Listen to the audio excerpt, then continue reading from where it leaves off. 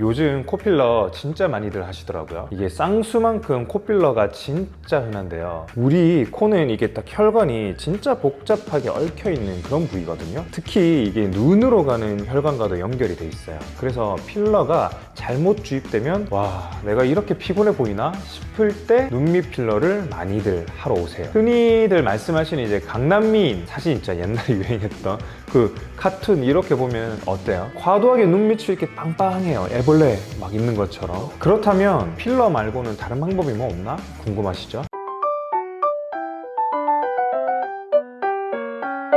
오늘 여쭤볼 거는 필러 많이 하잖아요. 그쵸. 필러 요즘엔 정말 흔하죠. 이게 쉽고 빠르니까 많은 분들이 관심을 많이 가지시는데요. 근데 혹시 이런 생각해 보신 적 있으신가요? 아, 이거 진짜 아무데나 맞아도 될까? 예뻐지려고 맞았는데 부작용이나 인위적인 느낌이 나면 정말 속상하잖아요. 사실 얼굴에는 필러를 맞으면 부자연스러운 결과가 나올 가능성이 크거나 심하면 심각한 부작용이 생기는 부위가 있어요. 오늘은 민감한 부위 3가지와 그 부위를 어떻게 관리하면 안전하게 예뻐질 수 있는지까지 알려드릴게요. 시술을 고민하고 계신 분들이라면 이 영상 끝까지 봐주세요.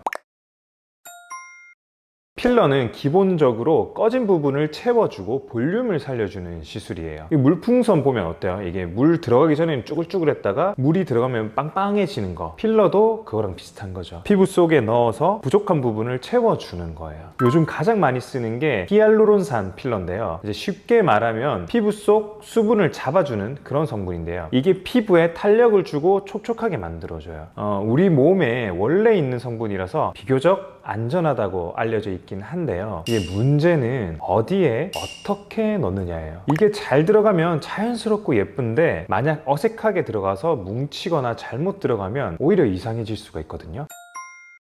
첫 번째로 코필러예요. 요즘 코필러 진짜 많이들 하시더라고요. 이게 쌍수만큼 코필러가 진짜 흔한데요. 특별한 수술 없이도 간단하게 코 모양을 바꿀 수 있으니까 많은 분들이 더 관심을 가지시는 것 같아요. 가장 큰 매력은 뭐니 해도 짧은 시간 안에 이런 변화를 만들어낼 수 있다는 점이죠. 근데 여기서 중요한 게 있어요. 코필러가 생각보다 위험할 수도 있다는 얘기 들어보셨어요? 우리 코는 이게 딱 혈관이 진짜 복잡하게 얽혀있는 그런 부위거든요. 특히 이게 눈으로 가는 혈관과도 연결이 돼 있어요. 그래서 필러가 잘못 주입되면 이 눈 쪽으로 가는 혈관이 막히는 그런 큰 문제가 생길 수 있습니다. 이렇게 되면은 혈액순환이 차단돼 가지고 피부 괴사 같은 문제가 생기거나 심할 경우에는 실명 같은 그런 심각한 부작용이 발생할 수도 있습니다. 그리고 또 하나, 코필러 를 할 때 이 욕심은 잠시 접어 두셔야 됩니다. 콧대가 너무 낮아서 이게 너무 스트레스라 필러를 엄청 넣어달라는 분들이 계세요. 근데 콧대나 코끝을 너무 높이거나 필러를 과하게 넣으면 코 모양이 되게 부자연스러워질 수 있습니다. 흔히 아바타코라는 말 들어보셨어요? 콧대 쪽을 과하게 채우다 보면요, 콧대의 곡선이 사라지고 직선처럼 이렇게 뻣뻣해지는 그런 현상을 말합니다. 그리고 우리 코끝은 이렇게 말랑말랑 하잖아요. 그런 코끝에 필러를 과하게 채우면은 코끝이 버티질 못하겠죠. 그러니까 그 코끝이 주저앉게 되고 코가 높아지는 게 아니고 오히려 낮아지면서 뭔가 빵빵한 그런 복코 느낌으로 그렇게 커 보이게 됩니다. 그래서 코필러는 비록 간단한 시술처럼 보일 수는 있지만 절대로 가볍게 생각해서는 안 돼요. 두 번째는 눈밑 필러인데요. 다크서클 때문에 스트레스 받아보신 적 있으시죠? 저도 가끔 거울을 볼 때마다 눈밑이 한 번씩 꺼져 있는 게 느껴질 때가 있거든요. 그럴 때면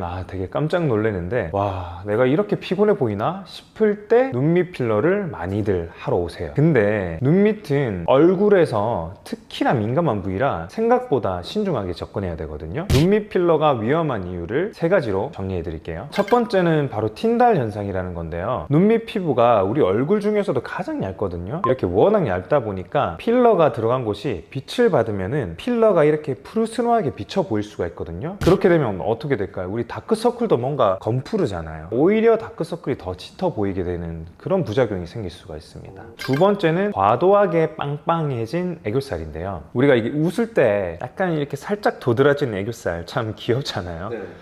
근데 필러가 과도하게 잘못 들어가면 웃지 않아도 이제 눈밑이 빵빵하게 부풀어 보일 수가 있는 거죠. 그래서 흔히들 말씀하시는 이제 강남미인, 사실 진짜 옛날에 유행했던 그 카툰 이렇게 보면 어때요? 과도하게 눈밑이 이렇게 빵빵해요. 애벌레 막 있는 것처럼. 그래서 가만히 있어도 어딘가 부자연스럽다면 그건 더 큰 스트레스로 이어질 수 있겠죠. 세 번째는 좌우 비대칭인데요. 눈밑은 대칭이 특히 중요한 부위인데요. 어느 한쪽이라도 조금만 어긋나도 되게 너무 눈에 띄는 거예요. 그리고 이런 불균형은 아무리 주변에서 아야 나 괜찮아 보여 해도 내가 거울 볼 때마다 계속 신경이 쓰이는 거예요. 그렇다면 필러 말고는 다른 방법이 뭐 없나? 궁금하시죠? 필러 외에 눈밑을 해결할 수 있는 방법 두 가지를 알려드릴게요. 첫 번째는 눈밑 지방 재배치인데요. 이건 눈 밑에 있는 이렇게 볼록한 지방을 아래로 자연스럽게 옮겨서 돌출된 부분은 정리를 하고 꺼진 부분을 채워주는 그런 수술인데요. 여기서 가장 장점은 내 지방을 그대로 사용하다 보니까 결과가 진짜 내 얼굴 같고 자연스러워요. 그러니까 한 번 하고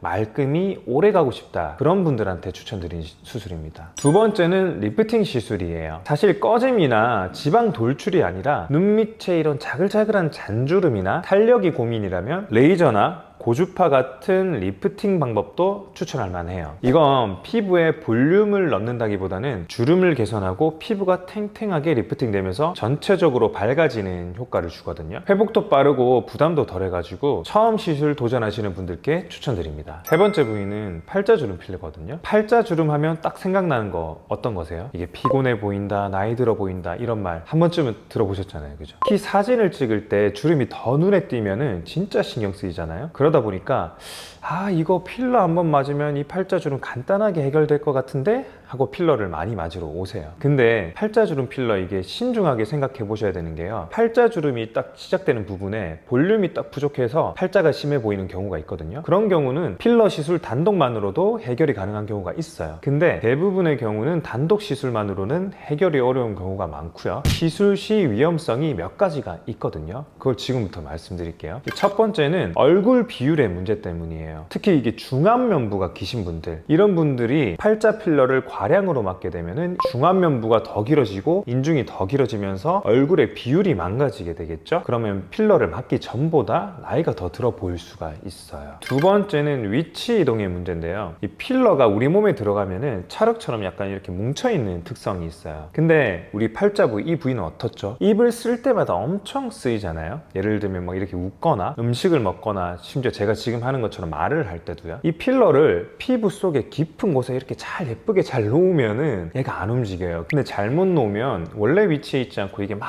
움직여 다녀요. 그러니까 아예 처음보다 상태가 더 안 좋아 보일 수가 있는 거예요. 그리고 진짜 중요한 게 또 있어요. 이 팔자도 혈관이 굉장히 많습니다. 특히 또 이제 큰 혈관이 있어요. 그래서 필러를 잘못 넣으면은 혈관 속에다 놔버릴 수가 있습니다. 그렇게 되면 혈관이 막힐 수도 있고 심하면 피부 괴사나 시력 쪽에 문제가 생길 수 있는 가능성도 있습니다. 그래서 이런 팔자주름 필러 말고도 팔자주름을 해결할 수 있는 방법 세 가지를 알려드릴게요. 첫 번째는 이제 지방 이식인데요. 지방 이식은 내 몸에서 지방을 살짝 뽑아내 가지고 팔자주름 있는 부위에 채우는 방법이에요. 보통 허벅지나 이 아랫배 쪽에서 한 10에서 20cc 정도 뽑아요. 10에서 20cc 정도 뽑아서 팔자에는 한 2에서 3cc 정도, 토탈 한 6에서 10cc 정도 팔자에 들어가게 돼요. 두 번째는 레이저 리프팅인데요. 팔자주름이 여기가 꺼져서만 생기는 게 아니거든요. 피부에 탄력이 떨어지면 어떻게 되죠? 피부가 아래로 이렇게 처지겠죠. 그럼 이게 피부가 아래쪽으로 이렇게 처지면은 팔자주름 부위에 피부가 이렇게 접히게 되는 거예요. 접히게 되면서 그 주름이 더 심해 보일 수가 있는 거죠. 울세라 슈링크 같은 레이저 기기들 들어보셨죠? 이런 장비들로 피부 속에 깊이 열을 전달해 가지고 탄력을 증가시키고 피부를 리프팅 해주는 거예요. 이게 뭐가 좋냐면 단순히 팔자주름 뿐만이 아니고 전체적인 얼굴 라인을 올려주거든요. 그러니까 리프팅이랑 탄력 케어를 동시에 할 수 있어 가지고 얼굴이 한층 자연스럽고 생기 있어 보이게 되는 거죠. 세 번째는 실리프팅입니다. 이건 이제 녹는 실을 사용하는데요. 팔자주름 부위도 이렇게 쫙 당겨주고 얼굴도 이렇게 전체적으로 쫙 당기는 리프팅 효과가 있어요. 특정 부위를 위로 끌어올리면서 탄력도 생기고 볼륨도 더해져요. 실리프팅의 최고의 장점은 즉각적으로 효과가 바로 탁 보인다는 거예요. 대부분 시술 바로 다음날 표현이 좋아지고 나 얼굴이 뭔가 달라졌어, 이렇게 만족하시는 분들이 많아요.